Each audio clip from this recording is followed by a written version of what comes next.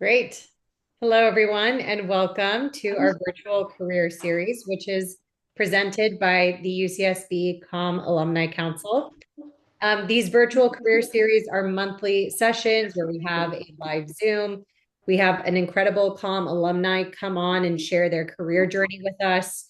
And we pick people who are in various fields. So coming from communications or marketing, finance, like tonight's speaker, and many, many more. So thank you to those of you who are joining us tonight.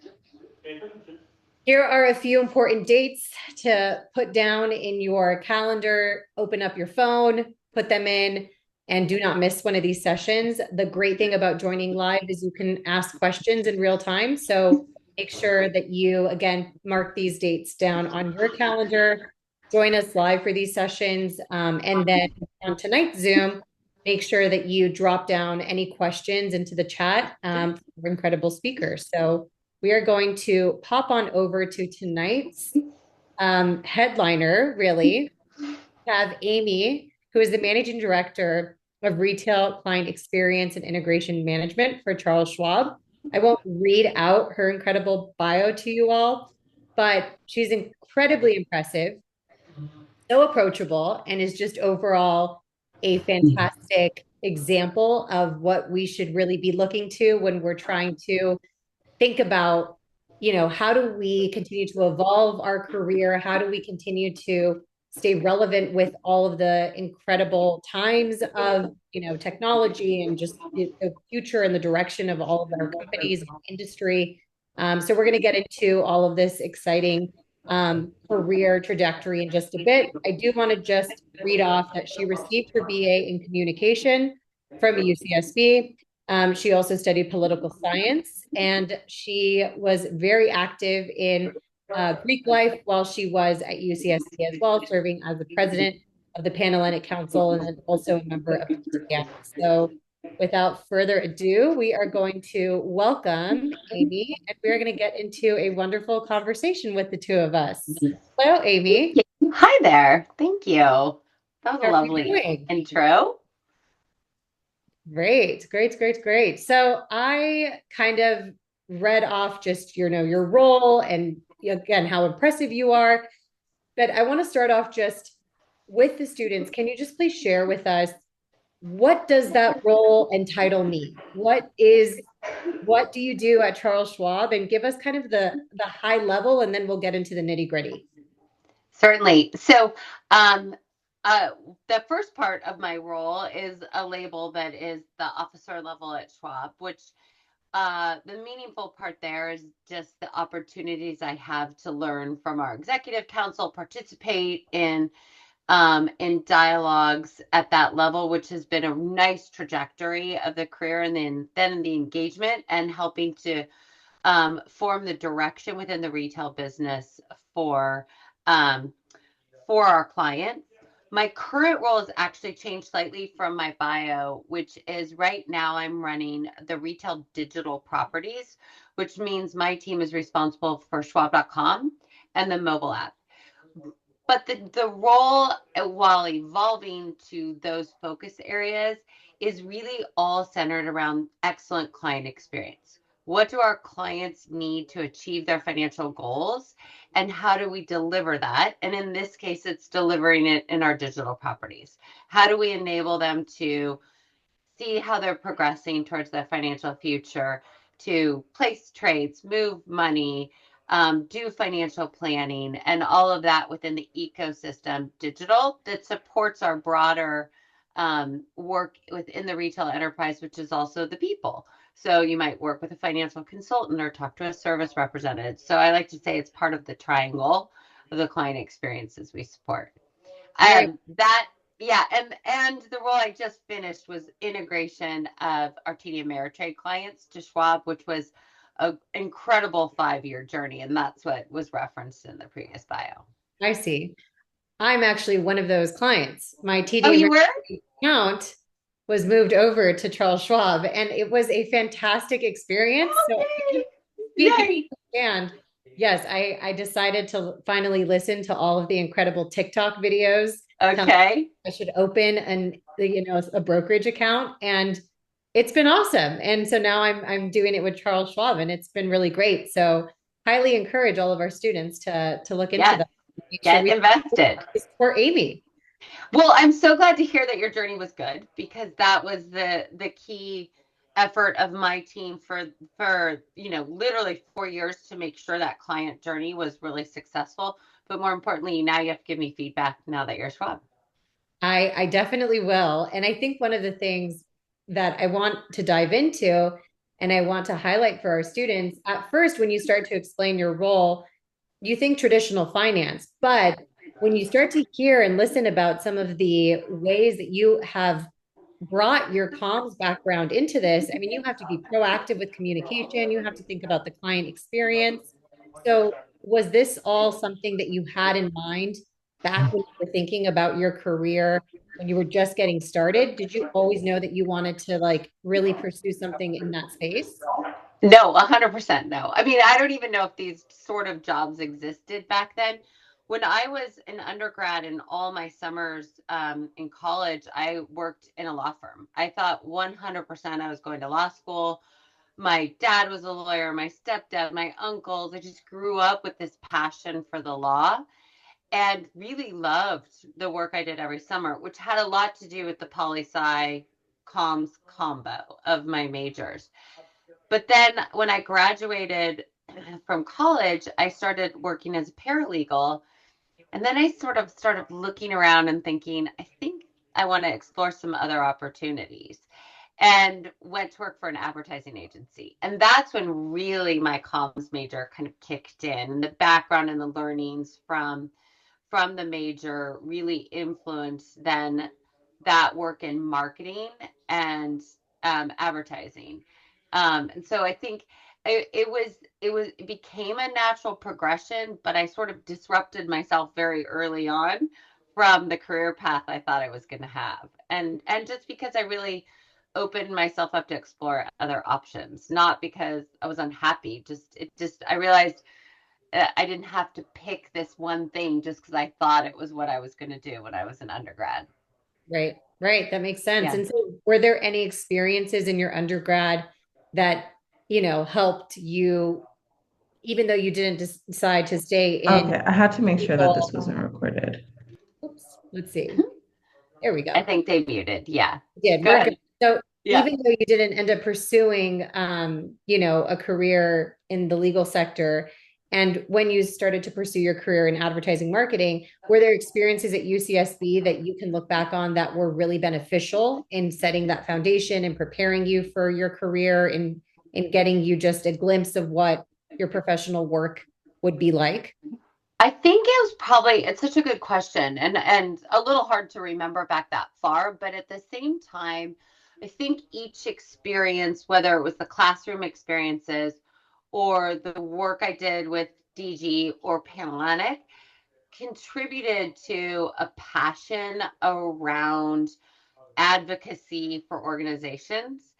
And marketing has a flavor of that, right? You're thinking about the products you're representing or the experience you're trying to gain adoption for and around. And I think then that learning from the classroom, but then also within Greek life and the roles I held there, added and combined to give me this like lens.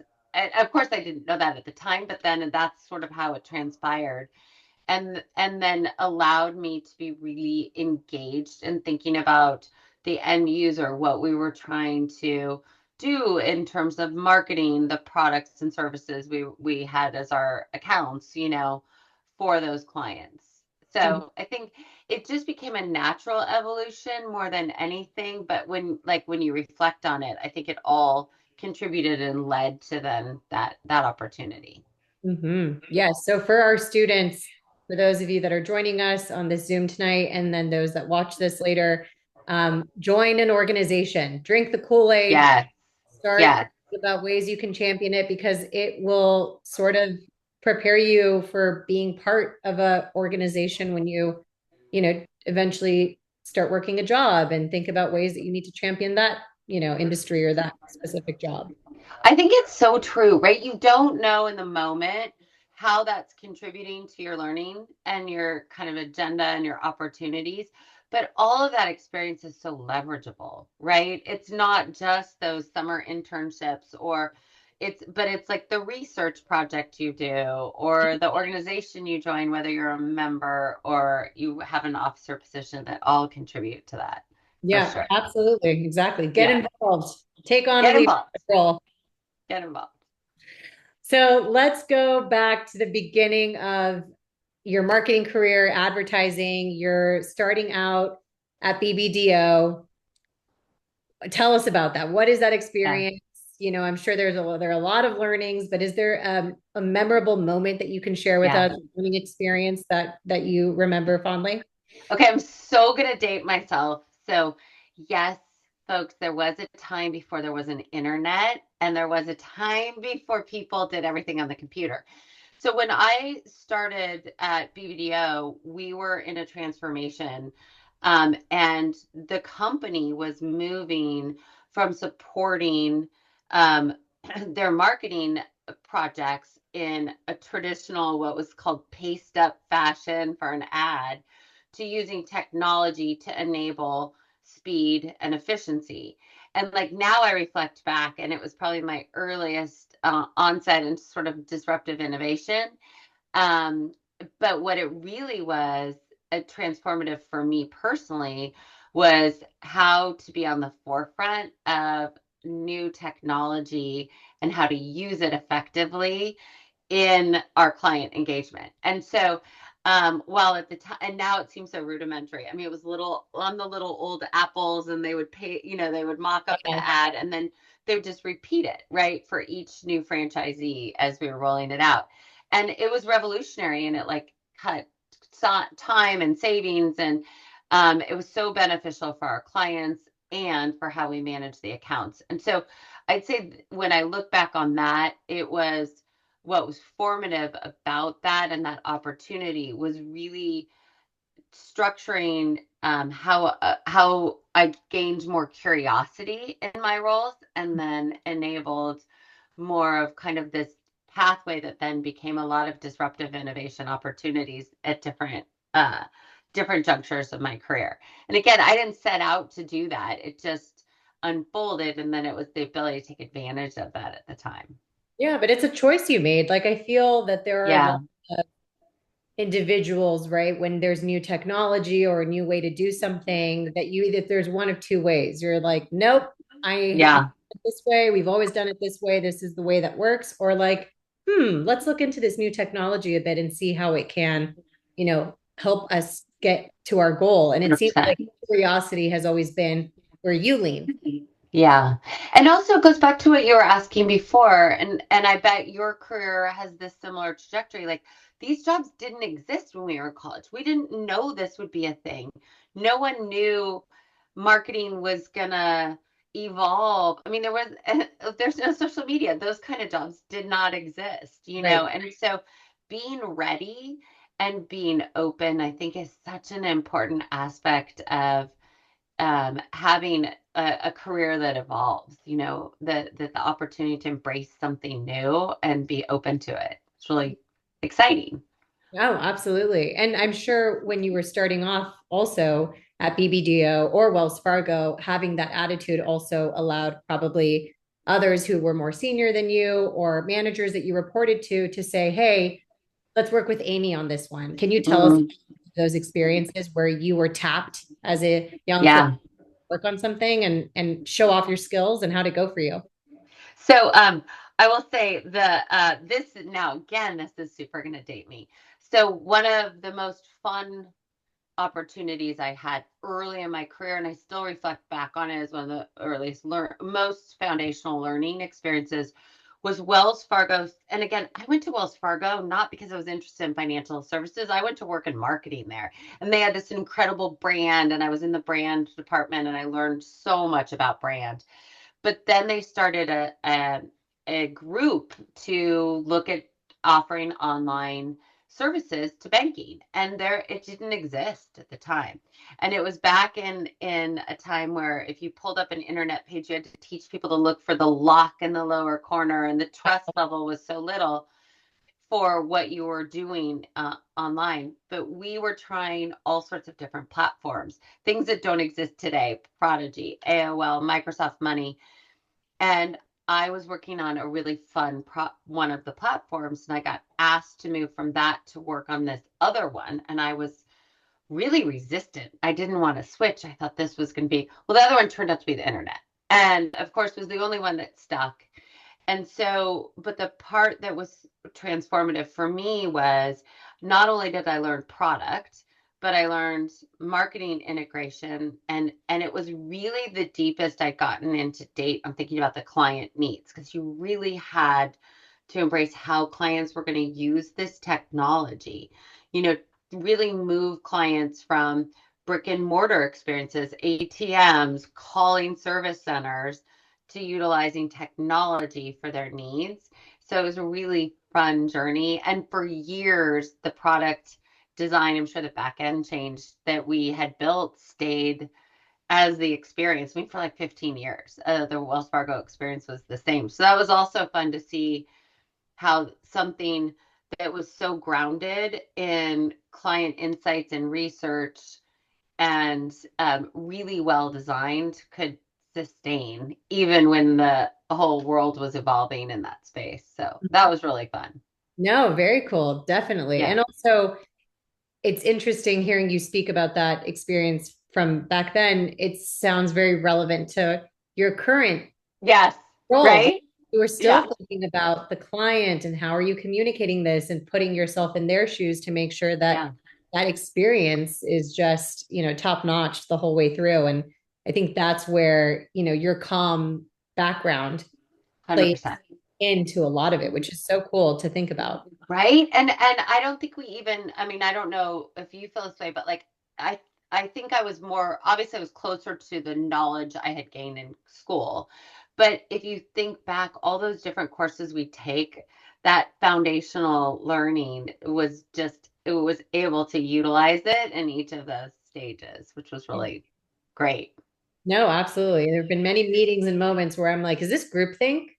Yeah. What's going on here? Right. So it's great to be able to think about all those Yeah, different things that I've learned about those, theories and whatnot. for sure. So tell us about making a career pivot. You kind of transition to really bet on yourself, go out and be self-employed, do some consulting. Coming from such a massive organization like Wells Fargo, where you have just all the luxuries of corporate, comfort. How was that? How was that experience, and how did you, you know, deal with that transition? And then what made you decide kind of to come back to corporate? Go back. I will say that's a really intentional thing to think about for our students is what are you needing from the company where you are? So I have always been someone who has really embraced the corporate structure. I love the resources that are available, the established leadership that provides incredible mentoring. But you end up in a much more matrixed organization where it can be more challenging to get things done. And maybe you're only focused on one aspect of a life cycle versus if you're at a startup, you might be doing everything, but you might not benefit from that deep, relevant resource opportunity or established leadership and mentoring that you might have to seek that elsewhere. So I loved that at both Schwab and Wells Fargo when I was early in my career. My pivot was more about my family life. And it was actually a big surprise to me when I kind of resolved to uh, roll down my corporate career a little bit, focus on our family business, do more volunteering, and have my second and third child and really focus on those early years with them. I would never trade it in a million years. It was so beneficial for me personally and for our family. But when my youngest went into first grade, I was getting itchy again for more of that corporate structure and also that identity that had always been such a part of me, like get tapping back into that. And I was really fortunate that my old boss was still at Schwab Yeah. because she hired me back. Um, I would say the biggest thing I learned from that experience was staying connected is critically important. I wish I'd stayed more connected because I mean, I really truly don't know how I would have gotten back in to corporate life had she not hired me back. So I was really lucky that I had that opportunity. And Right. that's when I did it as a consulting. And I did it like part-time. It was fairly riskless for her, riskless for me. And it really gave me this lovely transition point. It was also a time where there wasn't a flexible work environment. People didn't work part-time. You couldn't work remote. So having a career that had kind of the best of family and career wasn't an option. It was an either or at the time. But again, I'm very grateful for all those stages. The stage I had where it was more independent and with the family, and then being able to get back in and rebuild my career has been really gratifying. Absolutely. Yeah. Some major takeaways that I'm gaining from that is one, you have to check in with yourself and ask yourself, what is it that I want, right? Do I Yeah. want corporate comfort and having, everything you explained to us, or am I more comfortable in sort of a smaller organization where things are a little bit flexible, where maybe I can be more of an entrepreneur? And then two, is this specific job or role right for where I am in my life? And it Yeah. like you were always very in tune with that. What do I need in this moment? And that I think is what I find so impressive, but so great about how you were able to understand what comes next in your career. I think it's going to be fun to watch you facing those new questions and challenges as you embark on this stage, because it really does. Like, there's a great quote. Maria Shriver's mom told her, and she was obviously a very incredibly accomplished woman in her own right. You can have it all, but maybe not always all at the same time. And that resonated with me and has there are different points in my career coming back where I've been like, oh, I felt like I was catching back up. But at the same time, I'm really grateful I got to make the choices I did and have those different opportunities or change, turns in the road of the pathway. So, Yeah, absolutely. And it sounds like, you also had your former boss and sort of a mentor that you could kind of yeah, go to and lean on. And I know that when I'm thinking about my career shifts and moves, I'm calling you, I'm calling you do Leslie, it. calling Yeah. the whole UCSB Com Alumni Council. Yeah. Really do get some words of wisdom and some tips about, things that you maybe are not considering. And then you learn from other people. Like, what you 100%. said earlier, what you would have done differently was stay connected. So then that's something that future generations can think about. So, so helpful. Okay, Great. now let's dive into Schwab. Yes. Been with the company for many years. You come Hmm. back, right? And you now have evolved professionally over the kind of decade plus that you've been there. So, what I know I would love to know, and I'm sure our students would love to know, is tell us about that career trajectory. Obviously, you didn't have your plan in place back then to get you to where you are now. What are the different roles that you've been in? And then what were the responsibilities for those roles? And then how did you Hmm. moments and opportunities to now get the promotion, go to the next thing? Hear that. Yeah. Um, so when I came back into marketing, and that was sort of my home when I left. And such a comfortable place, but also a growth place for me. And so I really got to expand the purview of the types of marketing I worked on. So when I was there prior to my 11-year sabbatical, I was in product marketing, working on our Schwab.com product and our software. But then when I came back, I was more focused on campaign marketing and programmatic marketing. So the difference being, I worked on different, in there was a campaign we did that was more targeted towards competition, and that was really unusual for Schwab, and pointing out where we had benefits against competition, not our traditional way of marketing, and really stretched the company to think about was that the type of campaign we wanted. And that was mostly digital assets. But then I had another responsibility was to establish a referral program. And we'd never leveraged our existing clients to acquire new clients. So, how did we set that up? What were the incentives for that? How did we measure its success? Like really expanding into thinking about more programmatic impacts and thinking differently about how you measured those, where the return on that investment really came from. Could we stretch into leaning on our existing clients for acquisition? And so I really learned a lot of about both continued product marketing, but also acquisition programs and what clients needed from us, but what worked and what didn't work. And that's also really valuable, is to get to a point of failure is okay too, because you learn from things that aren't successful. And we tried a lot of different things. And it was that experimentation and that willingness to look for new opportunities to grow your market share or connect with your clients was really an invaluable part of that role. But then I was ready to learn a little more and stretch more. And so I moved from the marketing enterprise, as we call it, into the retail business. Mm-hmm. And what that shift did was bring me closer to the people who serve our clients, or our professionals, and closer to the clients. And so that's where my home has been now for about 10 years, is Right. being in the retail enterprise in different roles.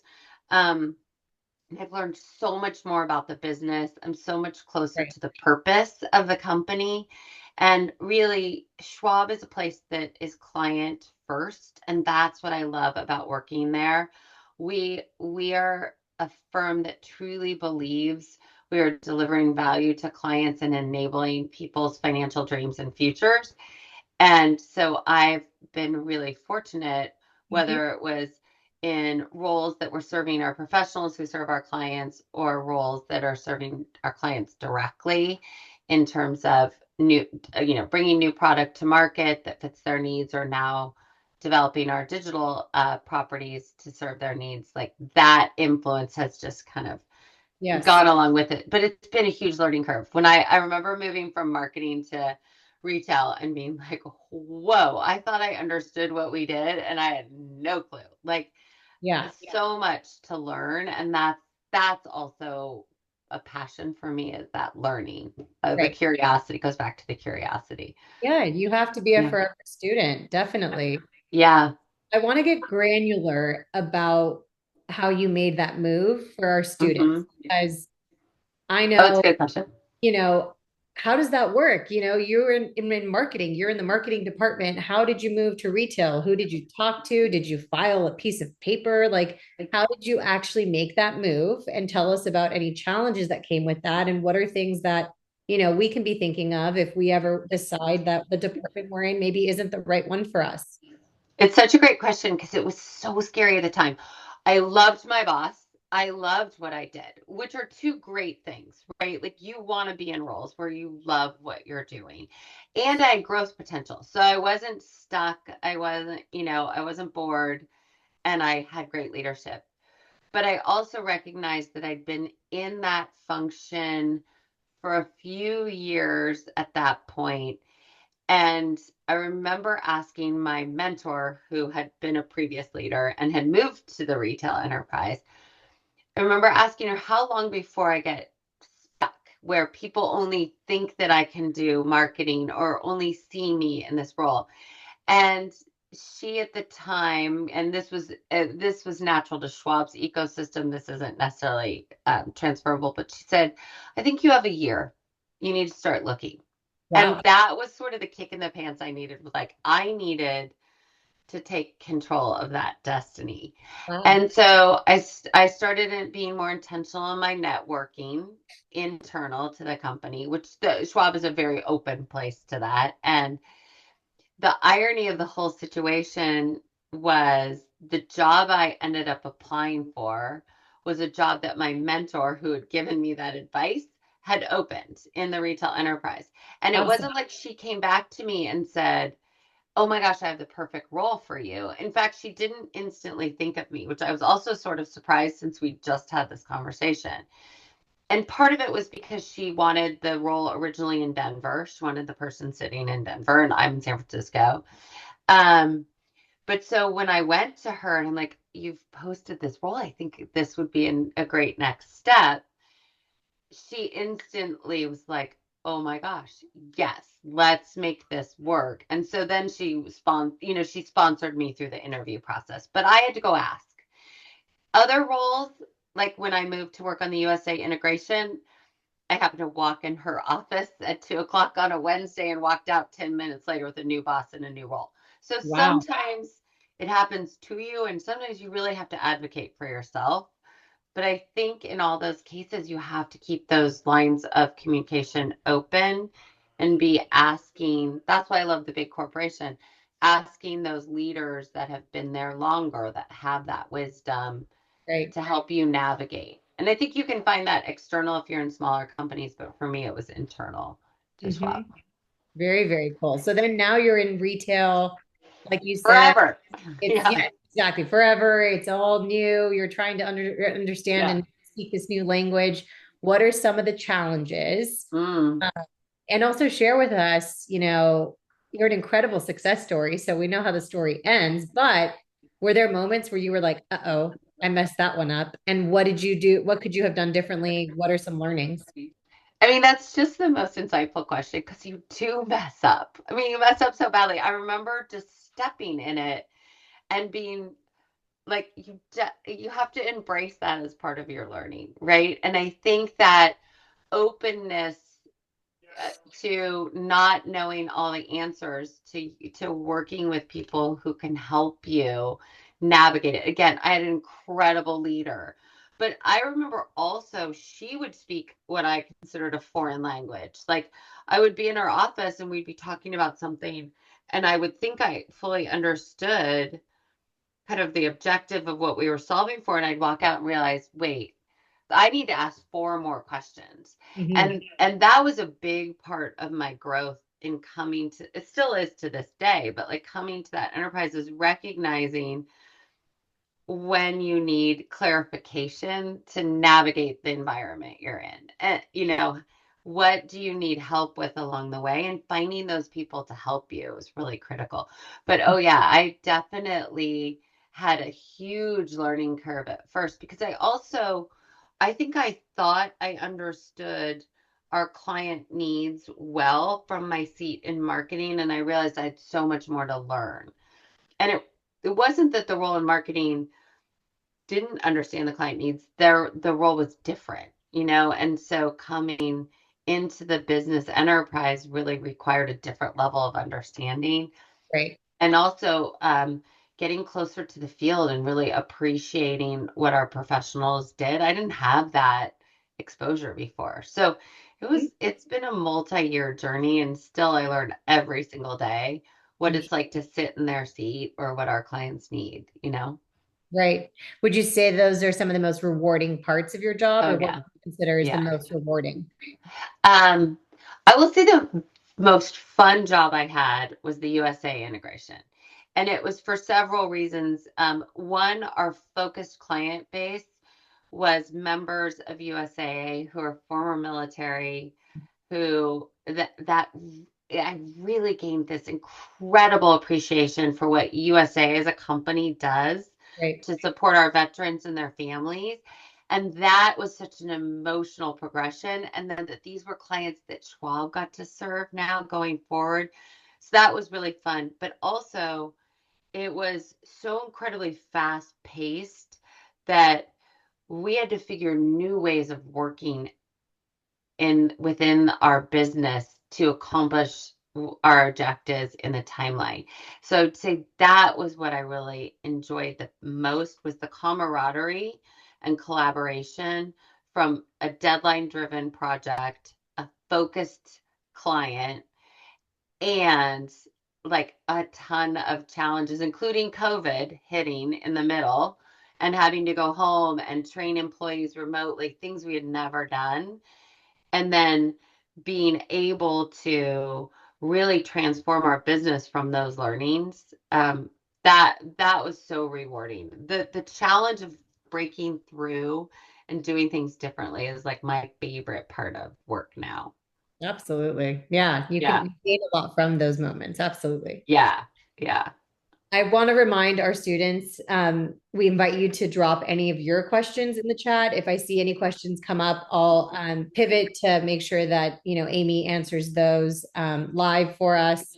If not, I will continue with our questions. But now I'm wanting to know a little bit more about you as a leader, as a manager.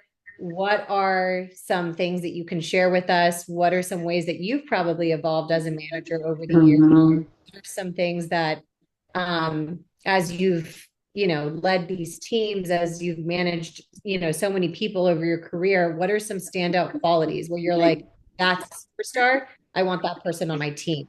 Yeah, that's such a good question. Well, first, I would say my leadership philosophy has evolved, but I think it's more that I have an articulation of it, which I think leading people is a privilege. And I am so grateful that I've had that opportunity. It's a little like parenting. These wonderful humans are in your care for a period of time, and you have this incredible responsibility to help them reach their goals. Um, I also think over time I've realized the importance of feedback. I love that quote of directness is kindness, but you also can't, as a leader, you, I think you earn the right to give feedback through a caring and supportive relationship. So again, it's just this philosophy of it's a privilege. It takes a tremendous amount of time to be a leader or manager, and that you have to want that responsibility and earn that responsibility and trust with your employees. So that's been a great journey. I mean, I continue to grow and challenge myself in terms of leadership. Um, I also want to work with the best people I can, and I want those people to be able to accomplish their goals on my team, but I also want them to be stolen because they're so good and Right? someone else wants to work with them, right?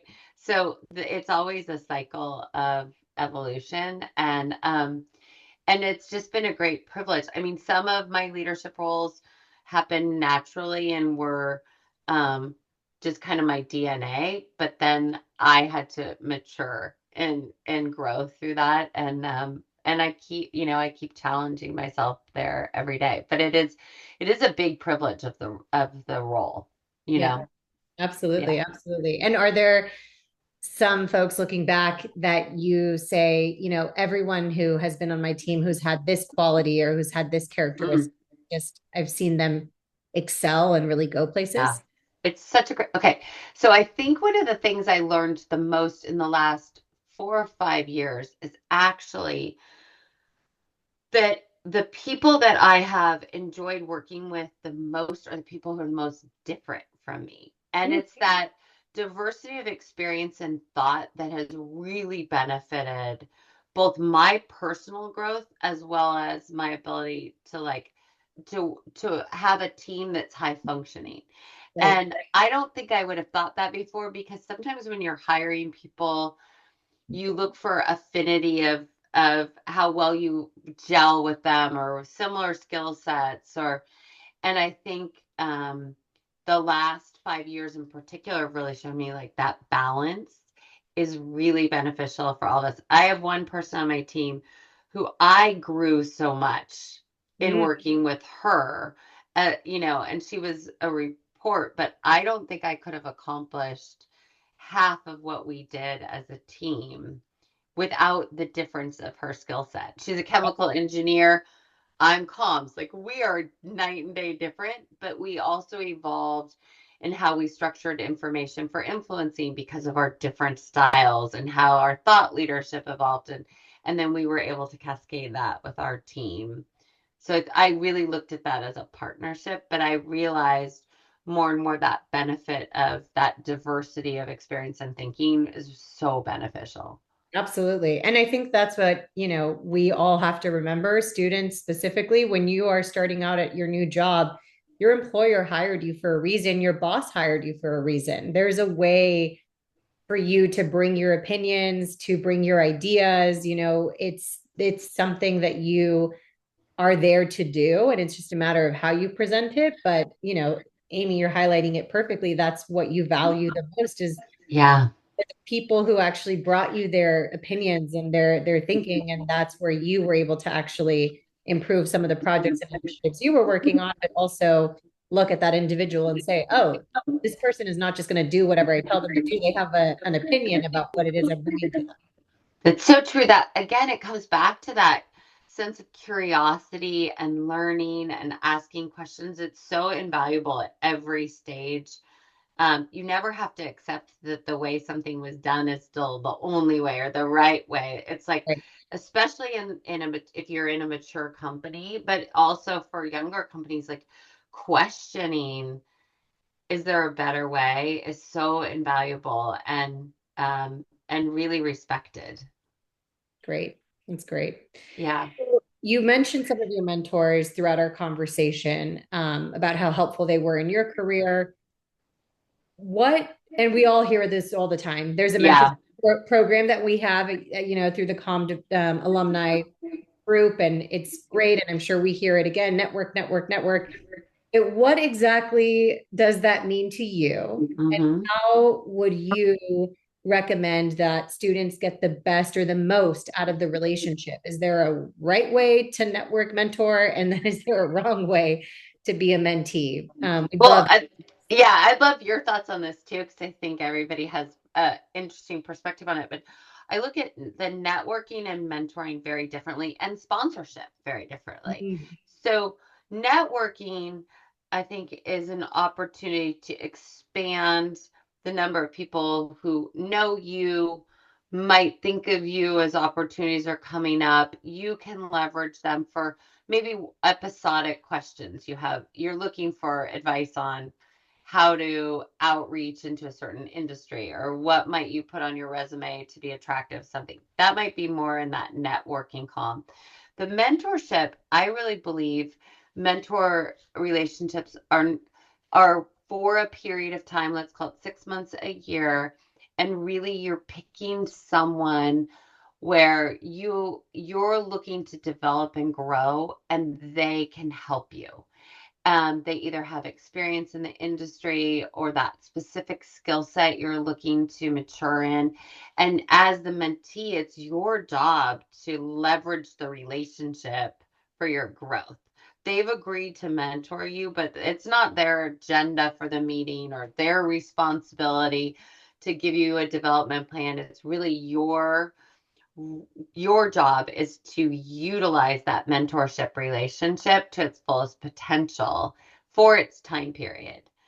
And then I think there's also that sponsorship, which is someone who's thinking of you and advocating for you. And hopefully it's a longer relationship, but they're really willing to, like, they stand up for you and promote you in terms of, like, oh, there's an opportunity. I had this happen with this amazing woman at Schwab who, like, opened like four doors for me by just placing phone calls and saying, you should be meeting with so and so regularly. I'm going to tell them. And I'm like, okay, thank you, But someone who just took that time to, like, invest in me. We didn't have a mentorship relation. I've never worked for her. She just took it upon herself. So that sponsorship is really empowering and important too. And I think that sometimes comes more organically, but the mentorship and the networking can be very intentional. Absolutely. Absolutely. I love those answers, and I would agree with all those points. I think that as the mentee, you certainly drive a lot of it. Your mentor or your sponsor are Yeah, not your therapist, and they are not your problem solver. You come to right. them with, this is where I'm at, this is what I'm thinking, would love your thoughts, would love some ideas. So I approach it the same way. You do. Yeah. And they Definitely. change. You don't need, Yeah. I think that's also something that people think, and I don't know if you've had the same experience. They think they always have to have that same mentor their whole, your mentors should change. And I think it's really invaluable to have a great leader and a mentor at the same time. And most leaders want you to have that. You're not going to get everything you need Yeah. from me as your leader. You should have other sources of influence in your development. Yep. Yep. Definitely.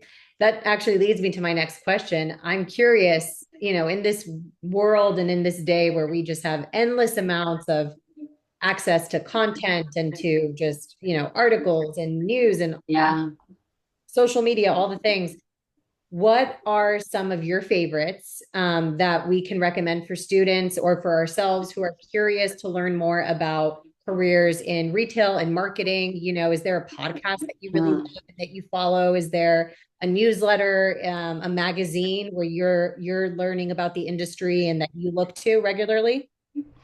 I will tell you, mine is very kind of focused right now, because I'm like expanding and thinking about product organizations and is ours structured properly. So I've been spending a tremendous amount on the Gartner site. Ooh, And Gartner is a company that has a lot of focus on the technology side, but they're also very closely aligned with the business and have a lot of information available for people who are thinking about careers in product, in design, UX design, or in engineering. And so for me, very, very selfishly, I've been focusing a lot of time there. And then I'd say my other focus is always leadership opportunities. So I've gone back to school with some executive ed programs. And so, through Harvard had a certificate of leadership excellence, and I did that. And so I'm always seeking just different career programs like that as more of the opportunity to grow. What yeah. about you? Yeah, no, I'm noticing that's the theme with Amy. You're a forever student and you're I always am. curious Yeah. in all your goals. And I Yeah. think that's so important. That's like the secret to Yeah. career longevity, right? Is really have to continue to be curious about, you right now specifically about Gartner, which I'm on this website, amazing. And then also your own career development. And I think I'm kind of the same, for me specifically, I work in entertainment. So the podcast, The Town by Matt Bellamy is Mm. really, really informative because it's talking about all of the, acquisitions and dealings in entertainment. But then separately, I like to do my own kind of career development type stuff as well. So a lot of different podcasts that are about, again, how are you thinking about your career? How are you challenging yourself to look to the next level? So it's great. Very helpful. There's an organization called Chief, and it's a women's organization. I belonged to it for a year. I didn't stay with it, but their podcasts were also super interesting. Um, and they're again very topical and just scrolling through. And I really liked the content they had. It was very female executive focused, but it had relevance for everyone, and it just a lot of really interesting topics that they also brought to the forefront, which I really enjoyed as well. Yeah. I still toggle over there and like see if they have anything new that it's interesting for me when I'm driving in. So Yeah, that's a yeah, great there you one. go. I'm gonna check it out. I just dropped it in the chat for everyone. Thank you. Feel free to check it out.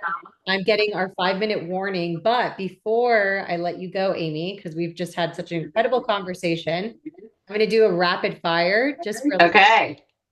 so I'm gonna go through a few questions and just kind of give us the first things that come to mind.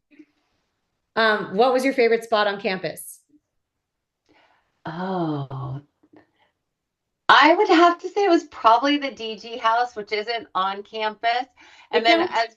as we were coming into the call, just I have a lot of fun memories of the library, Ah, um, and long hours there. But I think it was always being outside. Oh, actually, I have a better answer.